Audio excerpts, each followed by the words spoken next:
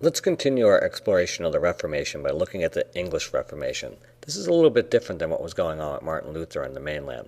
Again, this is a second part of our Reformation exploration on the European world. All right, to understand what was going on in the English Reformation, you really need to know something about Henry VIII. Essentially, what Henry wanted was a son. He was a sort of a male chauvinist who thought that only a man could be a king, and therefore he wanted to make sure he had a son to pass that on. So in 1529, Henry VIII is going to break from the Roman Catholic Church, essentially because the Pope would not grant him a divorce. So whereas Martin Luther was concerned about a reformation, which was really about reforming the church and religion, Henry VIII was really creating a reformation in England simply to fulfill his own needs and desires to have a son. Let's take a look at how this works. I'm going to have this start off with a family tree. We'll use this as the model for understanding the complexities of the sort of social interactions between the people involved in this event. Obviously, we have to start off with Henry VIII. We're also going to start off with Catherine of Aragon, who was his wife. So this is the woman that Henry married. Now, the problem with Catherine is that he didn't marry her for love. You have to understand who Catherine of Aragon is. She's actually the daughter of Ferdinand II of Aragon and Isabella of Castile. This is basically the king and queen of Spain. That's the same Isabella that paid Columbus to go on his exploration for the New World. So Ferdinand and Isabella were essentially the most powerful people in Europe at this time, very powerful folks. And their daughter was Catherine of Aragon, who married Henry VIII. But it's more complicated than that. You see, before she was married to Henry, she was actually married to Arthur. Arthur was Henry's brother. So Catherine was married first to Arthur. The problem was that Arthur died, and when Arthur passed away, Catherine then married Henry. It's a complicated situation, but essentially, Arthur passed away, and that was a political arrangement. That was a marriage arranged by Henry's father between Arthur and Catherine as a political alliance between England and Spain. So initially, Henry's father wanted Henry to do the same thing, but after Henry's father passed away and Henry actually became king, he decided he would marry Catherine for essentially the same reasons. He was trying to make himself more powerful, and by marrying the daughter of Ferdinand and Isabella, he thought that that would do that. Now, this is a little bit complicated because he's marrying essentially his former sister-in-law, but essentially he did it, and the marriage took place, and he was officially married to Catherine. Now, they had a daughter, and that was Mary, and she was born in 1516. Now, this is where things start to get complicated because Henry always wanted a son, and Catherine's other children who she had born were basically had died in either childbirth or when they were very, very young. But the only surviving child that she produced for Henry was Mary, and again, that disappointed Henry because obviously Mary's not a boy. So, at about this time, Henry started checking out Anne Boleyn. Anne Boleyn was a lady-in-waiting in the court, most likely for Catherine. And she was attractive, and Henry was attracted to her. And so Henry got sort of the wandering eye, started to stray, and was very interested in Anne Boleyn. The problem was that he was still married to Catherine of Aragon, and of course Anne refused to sort of consummate the relationship with Henry until he basically divorced his wife. So to do that, Henry had to go to Pope Clement VII at the time, or the Pope, and he did this in 1527, and Henry essentially asked the Pope for a divorce. Now, you would think that that might be simple, but keep in mind that Roman Catholics aren't supposed to get divorces. It's not allowed in the Roman Catholic Church. And in this case, you would think, well, maybe the Pope's going to give in to Henry. But this is more complicated than that because Catherine's not just Catherine. If we take a look at her overall family history, we'll see that Catherine is actually related indirectly as an aunt to Charles V, who's the Holy Roman Emperor. Okay, and he is a son of Philip I and Joanna the Mad. Okay, again, Joanna being a daughter of Ferdinand and Isabella. So Charles V, her nephew, is essentially the Holy Roman Emperor, the most powerful man in Europe. So we've got a little bit of a dilemma here. If the Pope grants Henry the divorce, then Catherine, of course, would be unhappy. She'll go to Charles V, her nephew, and say, this isn't fair, they're treating me horribly. And then Charles might actually march on Italy and punish the Pope for granting the divorce. On the other hand, Henry, if he doesn't get the divorce, might break England away from Roman Catholicism via the Reformation, and of course the Pope would then lose control over parts of England. So the Pope's sort of in a no-win situation. If he grants the divorce, Charles V gets angry. If he doesn't grant the divorce, then Henry VIII gets angry. It's just a no-win situation. So essentially the Pope doesn't do anything. He doesn't make a decision, and he just keeps putting it off and off because he just can't make a good decision that's going to be convenient for him in either way. Now, things get a little bit more complicated. Essentially, Henry will pass what's called the Act of Supremacy. And what he does is in 1529, after tiring of the Pope's long-awaited response, Henry VIII made himself head of the new Church of England, and all had to recognize him as the new head. So essentially his Act of Supremacy was a reformation in England. Now, the first thing he did as the new head of the Church of England was he gave himself a divorce. So this would be like making yourself Pope and then granting yourself a divorce right afterwards. But that's essentially what Henry did. So in this case, we'll see that, here we go, Henry just gave himself a divorce from Catherine, and then he immediately goes off and he marries Anne Boleyn, who's okay with this now because she's going to be able to marry the king and she'll be officially become the new queen. Now, at this point, Thomas More gets involved. You may remember Thomas More from our study of Utopia, the man who wrote the story Utopia. So Thomas More at that point, as sort of a very important man in England, essentially the prime minister, refused to recognize Henry's marriage to Anne Boleyn. This, of course, angered Henry VIII because if the most powerful politician in England refused to recognize it, how would he possibly get everybody else to recognize it? So Thomas More was eventually put on trial. And you can see Thomas More is an influential guy. In 1504, he entered Parliament. By 1523, he's the Speaker of the House of Commons. By 1525, he's the Chancellor of the Duchy of Lancaster. 1527, he refused to endorse the King's divorce. By 1529, he's the Lord Chancellor. 1532, he resigns from that post. Okay, that's essentially like a prime minister. And by 1534, he refused to swear the Act of Succession and the Oath of Supremacy. So again, he basically refused to recognize Henry as the leader of the Church of England. That's because Thomas More was a Christian humanist, and even though he wanted to reform the church, he was not willing to discard Roman Catholicism. And so he stayed loyal to the church, he stayed loyal to the Pope, and in Thomas More's words, he stayed loyal to God as opposed to staying loyal to the king, because for him, God was the ultimate ruler over people, not the King of England. There's actually a famous movie called A Man for All Seasons that you can check out, and this is actually about Thomas More's dilemma and how he was going to deal with the king. And what's interesting in this case is that eventually More was found guilty and violating the Act of Supremacy, and Henry chopped off his head. He immediately became a saint. The Roman Catholics, the Pope made him a saint instantly, and to this day Thomas More is considered a saint of Roman Catholicism for standing up against Henry VIII and the Reformation in England. Now, it's not that simple. It gets more complicated. The problem is that Anne Boleyn did give birth to a child for Henry, but the child that she gave birth to was a girl, and it was Elizabeth, and she was born in 1533. So once again, Henry was disappointed that, in this case, he ended up with another daughter and not a son. So very shortly after that, he started checking out Jane Seymour, again, another lady-in-waiting in the court.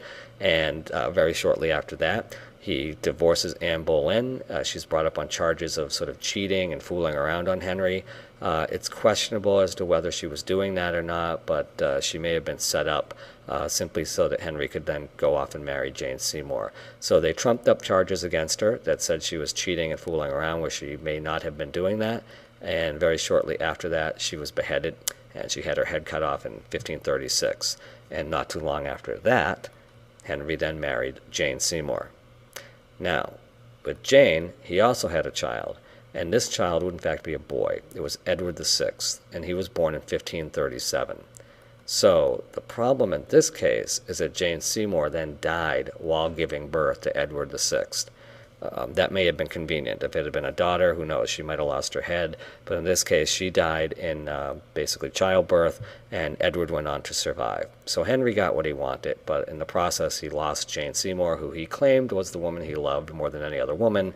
But we'll really never know. If she hadn't died, it'd be questionable how long she would have kept her head for. Okay. Now, there are other wives. There are wife 4, wife 5, and wife 6 who come along later. We have Anne of Cleves, who Henry married without ever meeting, and when he first met her, he realized that she was not very attractive. The picture doesn't really show what she looked like, and he rejected this marriage because she was ugly, and so he divorced her. He then married Catherine Howard, who was a very, very young and attractive lady waiting at the court, but she did cheat on him, and she was caught fooling around with other men, and he didn't want to acknowledge this. They had to make sure he understood that this was really happening in this case, and so Catherine Howard was executed, and she too had her head chopped off. And then wife 6 was Catherine Parr, and this was a widowed woman who had her own children, and she was older, and she kind of sort of took care of Henry for the rest of his life, more like a nurse mom, so basically a nurse who sort of took care of him in his older age. And again, she was widowed initially, and then when Henry died, she was widowed from Henry as well, but she never had her head chopped off. So Henry didn't chop off the heads of all his wives, only a couple of them. And we're not going to go into much more detail with these guys because they're not really related too much to the Reformation. So back to the chart. At this point, we'll take a look at what we got. The rest of these folks have just died, so let's get them out of the chart. They're long gone. And then Henry dies. Oh, there goes Henry. Henry just died. And now we'll see that at this point, Edward VI becomes the king.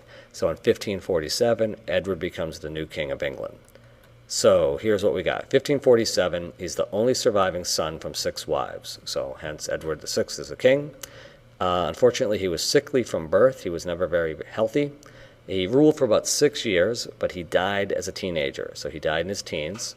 And while he was alive, he actually promoted Protestantism, like his father, and he created religious turmoil throughout England. So as a Protestant king, he often persecuted Roman Catholics that were still around.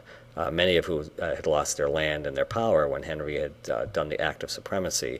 They were still struggling for their rights. But again, Edward VI basically took up the mantle of his father and tried to impose Protestantism on everybody. But he didn't last long. Again, only 6 years later, died as a teen. Now, if I kill off Edward on the chart, there we go. That means the next person to be in succession for the kingship is actually going to be a girl, and it's going to be Mary. So Mary becomes queen in 1553, all right? And so in this case, Mary's interesting because in 1553, she's a devout Catholic. And as a Catholic, she imposed Catholicism on England. And she killed thousands of Protestants in the process of doing that. And as a result, she became known as Bloody Mary because of her violent reign. And you have to understand the psychology of this. Mary was the daughter of Catherine of Aragon. All right? So if we go back to the chart, you'll see Mary's the daughter of Catherine of Aragon, who's of Spanish descent. She was raised by her mother, not by her father. She resented her father, Henry, for having divorced her mother and basically rejected her as his daughter. And so she really didn't like her father. And that may have contributed to why she promoted Catholicism over Protestantism, because she hated her father so much. She saw this as a way of getting back at him. So with this coming about, we see that Philip II shows up. And Philip II actually marries Mary and an attempt to sort of help take over the throne. But in this case, we have to understand who Philip II is. When Philip II marries her, in fact, if I look at the chart, he is the son of Charles V, the Holy Roman Emperor, and Isabella of Portugal. Now, this is complicated because if you look closely at the chart, you'll see that they are related to each other. Essentially, they're cousins. And so Philip II is marrying a very close relative, Mary. Okay, so that's kind of awkward, and it may be kind of unusual, but essentially what they're doing is they're empowering the rulership of England in the hands of Spain. So Mary's pro-Catholic. She's a descendant of Ferdinand and Isabella, but so isn't Philip II. This is Spain's attempt at taking over England and making it Spanish. It's also kind of icky. All right. Oh, look at that. Mary dies. This is a huge problem because before Philip and Mary could have a child, she passed away. Had they had a child, everything would have been different, but they didn't. So Mary dies, and that means the queenship then passes on to the next child in line. And in this case, that's Elizabeth, and she became queen in 1558. So here's Elizabeth I. And she was originally imprisoned by her sister Mary until about 1555, and then she became queen on Mary's death in 1558. And so she tried to bring peace to England through religious tolerance. Remember, she had been raised by, not her mother, because her mother had been executed, but she had been raised by folks other than the king, but she was raised a Protestant. And as a result, she understood Protestantism and was sort of leaning towards Protestantism over Catholicism. All right, so she institutes a series of reforms. Here's what we got. She combined Protestantism and Catholicism together to create what she called a new Church of England. English would become the language of the church, not Latin. Catholic rituals, dress, and hierarchy would be maintained in this church, and the king or queen would still be the head of the church. Okay, so as we can see from here, you're basically keeping some aspects of Catholicism, but you're also keeping some aspects of the Church of England. So it's a mixture of Protestantism and Catholicism together. Now, there are movies about Elizabeth as well, and you can see here the first film, Elizabeth, is really about how she becomes queen and what she does when she has to come to power. And that might be a film worth checking out. All right, so let's go back to our chart. Here we've got Elizabeth. She's the queen in 1553. And what's really weird at this point is that Philip II comes along, and he says to her, hey, you're kind of interesting. Why don't you and I hook up? We'll get married, and we'll make England really strong by uniting it with Spain. And of course, this is kind of icky since he was just married to her half-sister. And so she says no, and she rejects Philip II of Spain, who at this point is essentially the king of Spain, and he gets mad. And so in 1588, he puts together the Spanish Armada. It's a fleet of ships, largest fleet and navy in the world at that time, and he sends it towards England to teach England a lesson and punish the queen for not marrying him, and he's finally going to invade England and make it Spanish. So they go off. And then here's another film you can go watch. This is the second Elizabeth film, and this is about Elizabeth basically defeating the Spanish Armada during this time period. So what happens is, and here's a very famous painting from the time period, you can see that here's the queen, and on the left is a small fleet, most likely the English fleet, and on the right you can see a defeated, sinking Spanish fleet of the Spanish Armada. The invasion did not go well. Essentially, the fleet was troubled by English ships, which were smaller and more navigable than the very large Spanish ships. And in addition, a huge hurricane showed up on the days that the fleet was on its way to England, and a majority of the fleet was destroyed. And in fact, it destroyed the fleet to such a degree that Spain would never overcome the loss of that fleet. And as a result, it began the mark, 1588 begins the mark of decline for Spain as a world power, and it also marks the rise of England as a world power. Keep in mind, in this time period, people wouldn't have contributed to this to like, oh, bad weather. They would have said, this is an act of God. And in this case, God was choosing Protestantism over Roman Catholicism. So God, it was the hand of God that sunk the Spanish Armada, making sure that the Christians, the Roman Catholics, didn't take control of England. And then once they were out of the way, then England was free to rule the seas and colonize North America. So many of the ideas that go along with the powerful rise and powerful in England are essentially related to God choosing Protestantism over Roman Catholicism, or at least that's how it's interpreted by the English, and of course Elizabeth. Okay, so Elizabeth passes what's known as the Elizabethan Compromise. Here's what it looks like. Elizabeth adopted a policy of religious compromise, but was herself a Protestant. At her death, England was a Protestant nation. Other countries would fight wars over religion while England prospered. Remember, there's 100 years of warfare going on in Europe between Catholics and Protestants, which isn't going to happen in England. All right? Elizabeth I goes on to be the greatest monarch in English history. Okay? And this is what's interesting about this, because if you consider the foolish man, Henry VIII, who thought only a man could rule England, and in this case, the greatest monarch in history in England turns out to be Elizabeth, a female. And so it's one of those ironies of history. It's a very complicated, sort of family history. But again, a man who thinks that only men can rule is proven wrong by his own daughter, who turns out to be the greatest monarch ever, far greater than her father had ever been. So there you go. That's the background on the English Reformation. A little bit different than Martin Luther's Reformation, but again, no less important in terms of its historical significance.